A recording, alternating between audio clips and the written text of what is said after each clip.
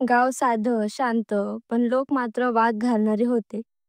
आदित्य हुशार, मेहनती, पण प्रत्येक गोष्टीवर प्रतिक्रिया देणारा होता. बाजारात दोन शेतकरी भांडतात.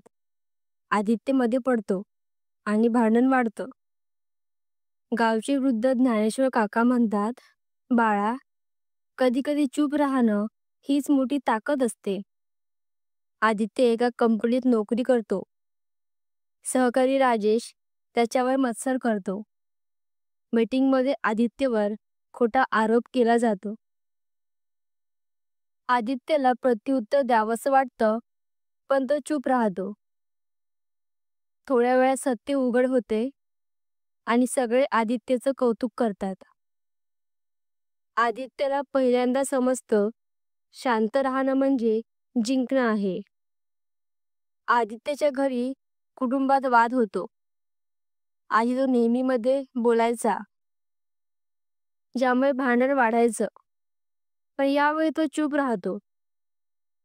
त्याच्या शांततेमुळे आई वडील, भाऊ स्वतःच आपली चूक ओळखतात. घरात शांती प्रस्थापित होते. आई म्हणते, बाळा, तुझ्या शांततेमुळे घर वाचलं. गावात उत्सव असतो.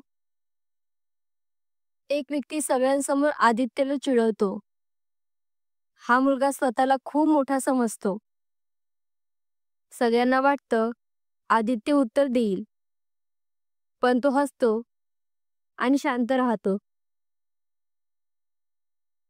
काही वेळात तोच माणूस चूक करतो आणि सगळ्यांसमोर लाजतो. लोक म्हणतात, चुप रहना ही सबसे बड़ा जवाब है. एकदा कंपनीत मोठा वाद होतो. दोन गट तयार होतात. आदित्यवर दबाव येतो की तो एखाद्या गटात सामील व्हावा. तो चूप राहतो, काहीच बोलत नाही. नंतर काही दिवसांनी परिस्थिती बदलते. दोन्ही गटातील लोक सत्य जाणतात. सर्वजण मान्य करतात की आदित्यने योग्य वागणूक दिली. एकदा गावात सभा होते. लोक आदित्यला आदर्श मानतात. त्याला बोलवलं जातं. आदित्य, तू आम्हाला काय शिकलास ते सांग. आदित्य म्हणतो, पूर्वी मला वाटायचं चूप राहणं म्हणजे कमजोरी, पण आता समजलो कि चुप रहना कोई हार नहीं, बल्कि सबसे बड़ी शक्ति है. कधी कधी शांत राहणं म्हणजे मोठं संकट टाळणं.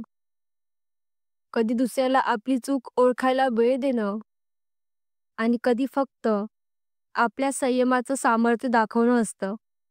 हर बात पर बोलना जरूरी नहीं. समय का जवाब सबसे बड़ा जवाब होता है. चुप रहने की कला इंसान को महान बनाती है. धन्यवाद.